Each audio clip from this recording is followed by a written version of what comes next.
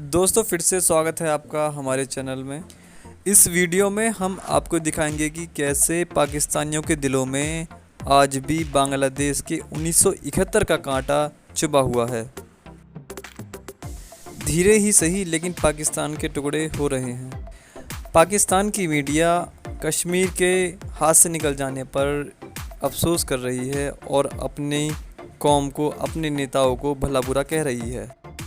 पाक मीडिया की इस डिबेट में पाकिस्तान के जाने माने चेहरे हैं जो कश्मीर पर अपनी हार को नहीं पचा पा रहे हैं। वैसे भी दुनिया अच्छी तरीके से जानती है कि पाकिस्तान ने बांग्लादेश पर 1971 तक कितने जुल्म किए थे, कितने लोगों की हत्याएं की थी, जिसके बाद तत्काल prime minister of India Indira Gandhi ने बांग्लादेश को पाकिस्तान के चंगुल से आज़ाद कराया। वो जो करप्शन के खात्मे की बात होनी थी, वो जो एक आम इंसान की फलाह के लिए चीजें अब तक हो चुकी होनी चाहिए थी, वो नहीं हो पाई। सलीम साफी साहब, क्या वजह थी आपके ख्याल में इसकी? देखिए, मेरे ख्याल में एक तो बुनियादी वजह यही थी कि कायद-ए-आज़म मोहम्मद अली जिन्ना ने बहुत उस वक़्त के हिसाब से एक सही रास्ता अपनाया था और एक ज़ीरक इंसान होने के नाते वो सही इस नतीजे तक पहुँचे थे कि मुत्तहिदा हिंदुस्तान में मुसलमानों के हकूक़ का, वो सियासी हों या उनके समाजी हों, उनका तहफ़्फ़ुज़ नहीं हो सकता। और इस वक्त तो जो मोदी सरकार ने जो पॉलिसियाँ अपनाई हुई हैं, उसने तो कायद-ए-आज़म मोहम्मद अली जिन्ना और उनके साथियों की उस सोच पे मोहर तस्दीक साबित कर दी। लेकिन क़याम पाकिस्तान के बाद अलमिया ये हुआ कि मज़हब को एक टूल के तौर पर इस्तेमाल किया गया, सियासी मकासद के लिए, तज़वीराती मकासद के लिए और छोटी कौमियतों के या छोटे सूबों के हकूक़ को दबाने के लिए। मसलन बांग्लादेशी अपना जायज़ हक मानते थे और इस्लाम का तो पहला तकाजा ये है कि उस रियासत के जितने भी शहरी हैं उनको उनके हिस्से का हक दिया जाए। लेकिन हम मज़हब की आड़ लेकर और पाकिस्तानियत की आड़ लेके हमने बंगालियों को उनके जायज़ हकूक़ नहीं दिए, जिसकी वजह से वो पाकिस्तान जो कि इस्लाम के नाम पे बना था, वो बदकिस्मती से दो टुकड़े हो गया। उसके बाद भी आज तक भी अगर आप देखें तो पाकिस्तान का निज़ाम, कभी हम सिक्योरिटी की आड़ लेते हैं, कभी हम मज़हब की आड़ लेते हैं और उसकी आड़ में हम मुख्तलिफ तबकात को और मुख्तलिफ कौमियतों को अपने हकूक़ से महरूम रखते हैं। तो एक बुनियादी गलती तो ये हुई कि मज़हब को अपनाने की बजाय और मज़हब को जिंदगियों में समोने की बजाय हमने मज़हब को एक टूल के तौर पर इस्तेमाल किया। हमसे क्या गलतियाँ हुई वो सबके सामने हैं। औरिया साहब जो कह रहे हैं वो भी ठीक हैं, जो जनाब अमान साहब कह रहे हैं, जो साफ़ी साहब कह रहे हैं, गलतियां तो हुई हैं, इससे तो कोई इनकार ही नहीं कर सकता।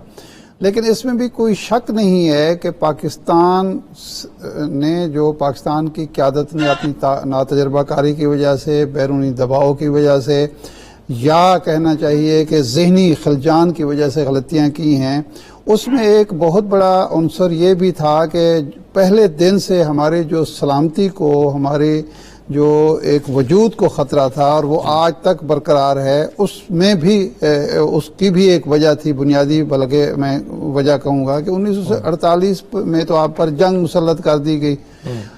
यानी कायद-ए-आज़म फौत होते हैं और उसके चंद दिनों के बाद जो है यहाँ बाकायदा हो जाता है।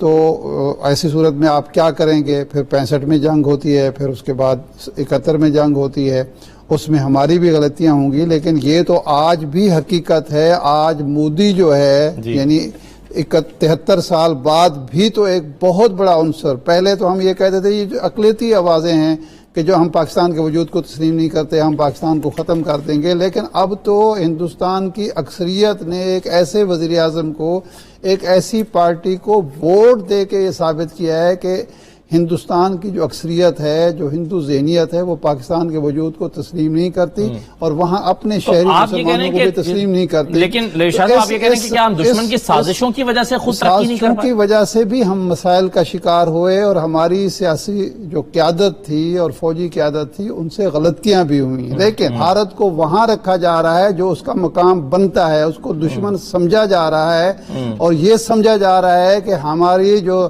بھارت کے ساتھ تعلقات ہیں وہ برابری کی بنیاد پر ہوں گے. یہ زوال کا سفر ہم نے آپ کہہ رہے ہیں اسلام کے تجربہ کا معاشی حوالے سے خود کفالت اور خود انحصاری کے بغیر آپ نہ آزاد خارجہ پالیسی بنا سکتے ہیں، نہ ریاست کی ترقی کر سکتے ہیں. اور معاشی ترقی اس کے بارے میں سوچا جا رہا ہے، کرنے کی کوشش کی جا رہی ہے. تو میں یہ سمجھتا ہوں کہ یہ زوال کا سفر رکا ہے. اب آگے اہلیت صلاحیت کا مسئلہ ہے کہ یہ جو عروج کا سفر ہے وہ شروع کر سکتے ہیں. چلیں میں سلیم صافی صاحب اس پر تھوڑا مسکرا رہے ہیں، اتفاق کرنا ان کا مجھے مشکل لگ رہا ہے، لیکن سلیم صافی صاحب آپ کی اس پر رائے کیا ہے؟ میں پھر جن صاحب کے پاس آتا ہوں. انڈیا نے کشمیر حلف کر لیا اور ہماری ریاست جو ہے وہ تماشا دیکھتی رہی، کیونکہ یہ تاریخ میں پہلی مرتبہ ہوا کہ اسلامی ممالک اور OIC جیسے لوگ بھی وہ ہمارے ساتھ کھڑے نہیں ہوئے. Right sir. تو اب اس پہ سر صافی صاحب یہ آپ کی رائے اور شاہ صاحب کی رائے بالکل مختلف ہے. میں اوریا صاحب کی اور جنرل صاحب کی رائے لیتا ہوں. جنرل صاحب پہلے آپ کہیے کہ کیا پاکستان اسلام کی تجربہ گاہ بن رہا ہے اور کیا پاکستان انٹرنیشنل فرنٹس پہ وہ کامیابیاں سمیٹ رہا ہے جو 2 سال پہلے سے ہم نہیں دیکھ رہے تھے یا جہاں پر پاکستان کو ہم خسارے میں دیکھ رہے تھے؟ دیکھ لیں، یہ تو نظر کی بات ہے کہ آپ کس اینگل سے دیکھ رہے ہیں. پہلی بات یہ ہے کہ پاکستان، یہ جو ہم OIC کی بات کر رہے ہیں کہ آج ہمارے ساتھ نہیں کھڑے، 72 سالوں میں کتنی دفعہ 57 مسلمان ملکوں نے ہمارے حق میں کھڑے ہو کر، ہمارے ساتھ کھڑے ہو کر کشمیر کے لیے آواز اٹھائی ہے. 72 ایئرز میں کتنی دفعہ انہوں نے ہمارے حق میں یونائٹڈ نیشن میں مل کر ایک آواز اٹھائی ہے. OIC نے کب کوئی واضح پوزیشن اختیار کی ہے؟ جب سے اس کا وجود آیا ہے کہ ہم نے کشمیر کی آزادی کے لیے یا مسلمانوں کے اوپر ہونے والے مظالم کے لیے ہم نے آواز اٹھانی ہے. یہ کبھی بھی نہیں ہوا. یہ اسی وقت ہوتا رہا ہے جب پورے عالم اسلام کو امریکہ نے لیڈ کیا ہے. افغانستان میں جب USSR آیا تو اس وقت جتنے اسلامی ممالک تھے ان سب نے والنٹیئر ہو کر اخراجات بھی اٹھائے اور USSR کے خلاف جنگ کرنے کے لیے افغانوں کی مدد بھی کی، کیونکہ اس سارے ایشو کو لیڈ امریکہ کر رہا تھا. آج بھی اگر امریکہ لیڈ کرے گا تو OIC پوری ان کے پیچھے کھڑی ہو جائے گی. لیکن اب پچھلے 2 سال میں OIC کا ہمارے ساتھ کھڑا نہ ہونا ہماری ناکامی نہیں ہے. اس وقت میں سمجھتا ہوں پاکستان نے جو امریکہ کو نو مور، پہلی دفعہ 1962 کے بعد پہلی دفعہ پچھلے 3 سالوں میں ہم نے آ کر امریکہ کو نو مور کا جواب دیا ہے، ڈو مور ایکسپٹ نہیں کیا، اور ہم نے کہا ہم اپنی انڈیپینڈنٹ پالیسیز کو پرسو کریں گے. اور افغانستان میں حالات بھی تو ہو سکتے ہیں نا سر. میں سر اس پر اوریا صاحب کی رائے بھی لینا چاہوں گا. اور میں جب بچہ تھا تو مجھے آوازیں آتی تھی کہ لاہور کی سڑکوں سے پٹسن کی بو آ رہی ہے اور یہ اور وہ. ابھی تو خیر ظفر اللہ خان کی کتاب کے اندر اس نے سب کچا چٹا کھول دیا. میں ڈھاکہ گیا، میں نے کہا مجھے چھوٹی سی 3 باتیں سمجھا دو، میں اکانومی کا طالب علم نہیں ہوں. میں نے کہا 71 سے پہلے بنگلہ دیش سے کوئی ایک بنگالی 3000 روپے کی نوکری کرنے کے لیے انڈیا نہیں گیا تھا. اس وقت 1 کروڑ کے قریب بنگالی وہاں 3000 کی نوکری کرنے گئے ہوئے. اور اس وقت جو RS پاس ہوا ہے، ان کا NRC پاس ہوا ہے، ان بنگالیوں کی وجہ سے پاس ہوا ہے کہ یہ یہاں آ کے پڑھنا. 1985 میں جو ہنگامہ ہوا تھا جس پر راجیو چلا گیا تھا. میں نے کہا دوسرا سوال میرا یہ ہے، دوسرا سوال کہ 1970 سے پہلے ایک بنگالی عورت دنیا کے بازاروں میں نہیں بکی تھی. ٹریڈیشنل ایسٹیمیٹ کے حساب سے 15,000 16,000 روپے کے اوپر 12 لاکھ بنگالی عورتیں تمام ویب سائٹس آ کے بکی ہوئی ہیں. میں نے تو بالکل موجودہ حکومت کا نام ہی نہیں لیا. میں نے تو 2 سال کا عرصہ کیا ہے کہ جب آپ مروبیت سے نکلے، آپ بالادستی جو امریکہ اور انڈیا کی تسلیم کر کے بیٹھے ہوئے تھے، یہ علیحدگی کی تحریکیں یہاں کیسے ختم ہوئی ہیں؟ جب آپ نے آنکھیں دکھانا شروع کی، آپ نے کہا کہ آپ ٹیٹ فار ٹیٹ ہوگا تو اس کے بعد ہوگی، ورنہ ادھر سے حوصلہ افزائی ہو رہی ہوتی. بے نظیر بھٹو صاحبہ نے پارلیمنٹ میں کھڑے ہو کر کہا کہ میں نے خالصتان کے ایشو پر راجیو گاندھی کو رعایت دی، ریلیف دیا، مدد کی، لیکن اس کا جواب مجھے کراچی میں دہشت گردی کی صورت میں ملا. یہ ریکارڈ کی بات ہے، کوئی ویسی بات نہیں ہے. ہم جب تک مروبیت کا شکار رہے، ہم پر امریکہ کا بھی دباؤ بڑھتا چلا گیا، ڈوبور ہوتا رہا. جب ہم اس مروبیت سے نکلے ہیں، اور مجھے تو یہ 2 سال میں نظر آ رہا ہے، جب انڈیا کے ہم مرے جا رہے تھے تجارت کے لیے، مرے جا رہے تھے تعلقات بہتر کرنے کے لیے، وہ یہاں دہشت گردی کرا رہا تھا اور ہم وہاں جو ہیں تعلقات بہتر کرنے کے لیے ان کی خوشامد کر رہے تھے. ہم کہہ رہے تھے ایک چھوٹی سی واگا کی لکیر آ گئی ہے ادھر، ورنہ ہم بھی وہی کچھ کھاتے ہیں جو آپ کھاتے ہیں، ہم بھی وہی کچھ پہنتے ہیں جو آپ پہنتے ہیں. 1935 سے لے کے 1947 کی اخباریں نکالے نا تو یہ سارا الزام قائد اعظم محمد علی جناح پر لگتا تھا کہ یہ اسلام کا نعرہ لگاتا ہے، یہ مذہب کو بے حساست کے بیچ میں لاتا ہے. یہ کیسا شخص ہے؟ اور اس شخص کی میں ایک تقریر جہاں سنا رہا ہوں، آخری تقریر ہے، اس کے بعد قائد اعظم چلے گئے تھے وہاں پر. یہ 1948 کی 1 جولائی کو انہوں نے اسٹیٹ بینک کا افتتاح کرتے ہوئے تقریر کی.